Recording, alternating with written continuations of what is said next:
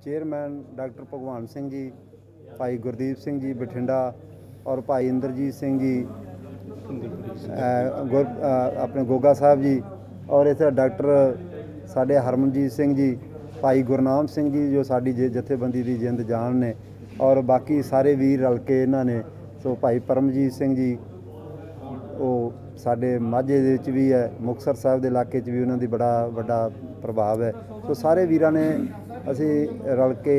भाई गुरमीत सिंह होरां ने एक फैसला किया है सारी जथेबंदी ने कि 4 फरवरी नूं श्री अमृतसर साहब विच एक धर्म युद्ध कानफ्रेंस की जा रही है। धर्म युद्ध सो गुरु ग्रंथ साहब के सत्कार लई, धर्म युद्ध पंजाब नूं बचाउण लई, पंथ नूं चढ़दी कला 'च लिजाण वास्ते,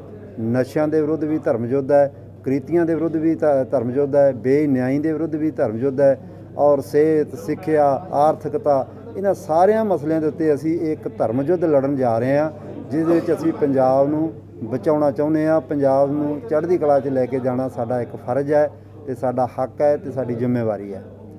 ਔਰ ਉਹਦੇ ਵਿੱਚ ਅਸੀਂ ਕੁਝ ਇਸ਼ੂ ਐਸੇ ਨੇ ਜਿਨ੍ਹਾਂ ਨੂੰ ਅਸੀਂ ਲੋਕਾਂ ਵਿੱਚ ਲੈ ਕੇ ਜਾਵਾਂਗੇ ਜਿਵੇਂ ਕਿ ਰਿਹਾਈਆਂ ਦਾ ਮਾਮਲਾ ਹੈ, बहुत इशू है। जहेदार जगतार सिंह जी हवारा तो बाकी इन्ने साल तो बैठे ने कोई छड़ नहीं रहा और इस तरह श्रोमणी गुरुद्वारा प्रबंधक कमेटी की इलैक्शन होनी है नहीं होनी, कदों होनी है, 18 साल बाद होनी है, 20 साल बाद होनी है कि 100 साल बाद होनी है, कोई मूँह सिर ही नहीं अज तक बना सके 100 साल दे विच। ये एक सिखां दे नाल बड़ा भद्दा मजाक किया जाता है कांग्रेस अकाली ते भाजपा नालों रल के। सो असी इस दे उत्ते भी कौम नूं जागृत करना चाहुंदे हां और इस तरह एक जिहड़ा मुख तौर पर इशू है कि पंजाब की लुट खसुट करने वाले बादल के ते इन्हां दा लाना जिहड़ा है, जिहड़े दोषी ने इन्हां नूं फड़ के ते जेलां 'च दित्ता जावे और इन्हां तो हिसाब किताब लाया जावे। जिहड़ा लुटिया होया पैसा है वो सेहत सिक्ख्या ते सरकारी खजाने विच ते किसानां ते मजदूरां वास्ते उसदी वरतों कीती जावे और ये बहुत ज़्यादा जरूरी इशू है। और इस तो इलावा एक गल जिहड़ी है विदेश की चल रही है, पिछले दिनों विच बड़ा रौला पै रहा है कि उत्थे डिप्लोमैट होर लोगों नूं जिहड़ा उत्थे उन्हां दे जाण ते पाबंदी है। नहीं, गुरु घर विच कोई पाबंदी नहीं हुंदी, ना कोई पाबंदी ला सकदा, ना किसी नूं लाउण दी इजाज़त है क्योंकि गुरु रामदास महाराज सच्चे पातशाह ने चारे दरवाजे और गुरु नानक साहब गुरु गोबिंद सिंह तक खोले हुए ने, इन्हां नूं कोई दरवाज़ा बंद नहीं कर सकता। कोई भी व्यक्ति किसी भी गुरुद्वारे 'च मत्था टेक सकता, कीर्तन सुन सकता, कथा सुन सकता, लंगर छक सकता, सेवा कर सकता और ये किसी ते कोई पाबंदी नहीं। पर उत्थे जाके दखलअंदाजी ते जिहड़ी उन्हां पाबंदी लाई है उनकी जिम्मेवारी भी जिहड़ी है वो इंडिया की सरकार की ते पंजाब की सरकार की ते इन्हां बादल के वगैरह की ते अमरिंदर हरां दी है। जदों विदेशों 'चों आए हुए लोग जिहड़े है उत्थों दे कोई रक्षा मंत्री है, कोई प्रधानमंत्री का कैंडीडेट है ਜਾਂ कोई होर वड्डे अहुदिਆਂ ते बैठे है, उन्होंने आया नूं अपमानित किया जाएगा, उन्होंने सत्कार मान या बनता होया प्रोटोकोल नहीं अपनाया जाऊगा तो फिर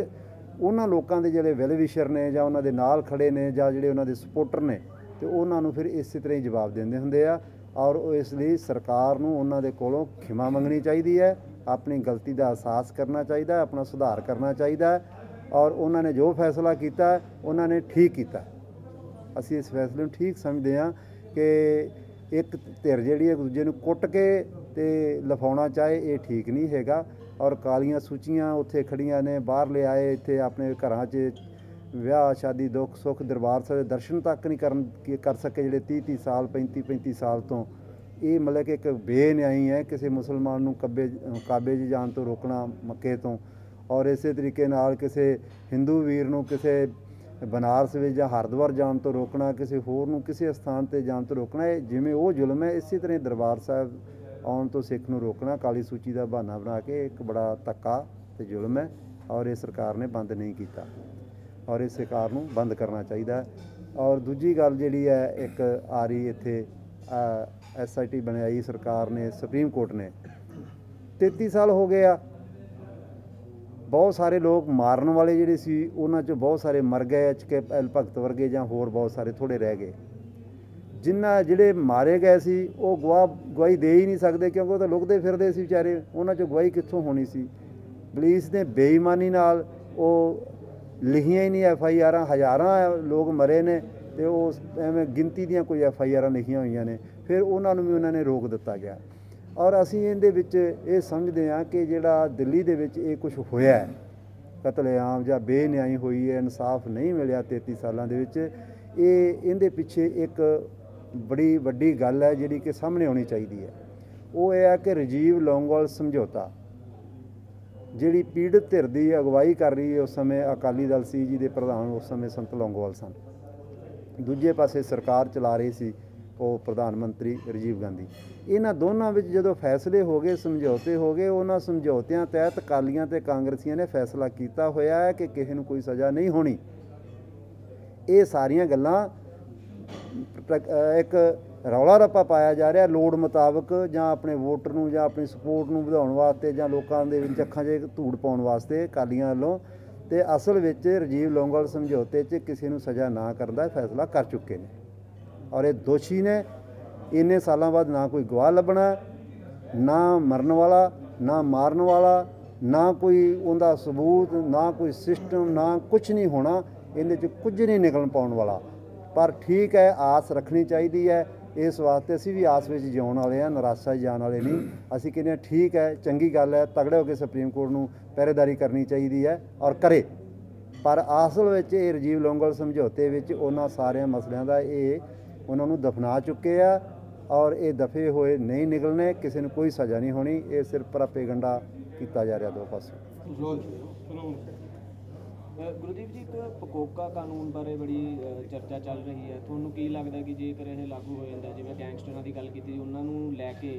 ਪੰਜਾਬ ਦੇ ਕਈ ਇਹੋ ਜਿਹੇ ਨੌਜਵਾਨ ਜਿਨ੍ਹਾਂ ਦਾ ਤੁਸੀਂ ਦਾਅਵਾ ਵੀ ਕੀਤਾ ਕਿ ਬੇਕਸੂਰਾਂ ਨੂੰ ਮਾਰ ਰਹੀ ਹੈ, ਕਿ ਫੇਰ ਉਹੀ ਕਾਲੇ ਦੌਰ ਵੱਲ ਨੂੰ ਪੰਜਾਬ ਪੁਲਿਸ ਆ ਰਹੀ ਹੈ, ਕਿਵੇਂ ਦੇਖਦੇ ਹੋ ਜੇ ਪਕੋਕਾ ਕਾਨੂੰਨ ਆਉਂਦਾ ਤਾਂ ਹੋਰ ਬੇਕਸੂਰਾਂ ਦੀ ਮੌਤ ਹੋ ਸਕਦੀ ਹੈ?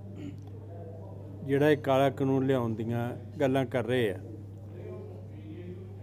ਵਰਤਮਾਨ ਸਰਕਾਰ ਤੇ ਪਿਛਲੀ 10 ਸਾਲਾਂ ਦੀ ਸਰਕਾਰ ਨੇ ਕੋਈ ਸਮੱਸਿਆ ਲੋਕਾਂ ਦੀ ਹੱਲ ਨਹੀਂ ਕੀਤੀ। ਇਹਦੇ ਉਲਟ ਪੰਜਾਬ ਦੇ ਲੋਕਾਂ ਨੂੰ, ਪੰਜਾਬ ਨੂੰ ਪੂਰੀ ਤਰ੍ਹਾਂ ਲੁੱਟਿਆ ਹੈ ਤੇ ਹੁਣ ਉਸ ਲੁੱਟ 'ਚ ਕੋਈ ਕਮੀ ਨਹੀਂ ਆ ਰਹੀ। ਜਿਹੜੇ ਉਸ ਲੁੱਟ ਦੇ ਵਿਰੁੱਧ ਆਵਾਜ਼ ਉਠਾਉਣਗੇ, ਇਹ ਕਾਨੂੰਨ ਉਹਨਾਂ ਦੇ ਲਾਗੂ ਹੋਏਗਾ। ਗੈਂਗਸਟਰਾਂ ਨੂੰ ਤਾਂ ਬਿਨਾਂ ਜਿਵੇਂ ਬਠਿੰਡੇ ਦੇ ਜਿਹੜੇ 3 ਪੁਲਿਸ ਮੁਕਾਬਲੇ ਪਿਛਲੇ ਦਿਨਾਂ 'ਚ ਹੋਏ ਆ, ਉਹ ਬੰਦਿਆਂ ਨੂੰ ਬਚਾਇਆ ਜਾ ਸਕਦਾ ਸੀ। ਉਹਨਾਂ 'ਤੇ ਕੋਈ ਗੰਭੀਰ ਕੇਸ ਨਹੀਂ ਸੀ। ਉਹਨਾਂ ਨੂੰ ਇੱਕ ਵਿੱਕੀ ਗਾਉਂਡਰ ਦੇ ਨਾਂ 'ਤੇ ਵੀ ਇਹ ਭੁਲੇਖੇ 'ਚ ਉਸ ਕਰਕੇ ਇੱਕ ਕਾਰ 'ਚ ਗੋਲੀਆਂ ਮਾਰ ਦੇਣੀਆਂ, ਉਹਨੂੰ ਤਾਂ ਗੋਲੀਆਂ ਹੀ ਮਾਰ ਰਹੇ ਸਿੱਧੀਆਂ, ਕਿਸੇ ਨੂੰ ਕਹਿ ਕੇ ਗੋਲੀ ਮਾਰ ਦੇਣ। ਇਹ ਸਿਰਫ ਤੇ ਸਿਰਫ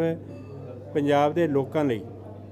ਜਿਨ੍ਹਾਂ ਨੇ ਇਨਸਾਫ ਲਈ, ਪੰਜਾਬ ਦੇ ਅਧਿਕਾਰਾਂ ਲਈ ਗੱਲ ਕਰਨੀ ਹੈ, ਭਾਵੇਂ ਉਹ ਮੁਲਾਜ਼ਮ ਜਥੇਬੰਦੀਆਂ, ਭਾਵੇਂ ਕੋਈ ਮਨੁੱਖੀ ਅਧਿਕਾਰਾਂ ਦੀਆਂ ਜਥੇਬੰਦੀਆਂ, ਜਾਂ ਕੋਈ ਰਾਜਸੀ ਜਥੇਬੰਦੀਆਂ, ਇਨਸਾਫ ਦੀ ਆਵਾਜ਼ ਉਠਾਉਣ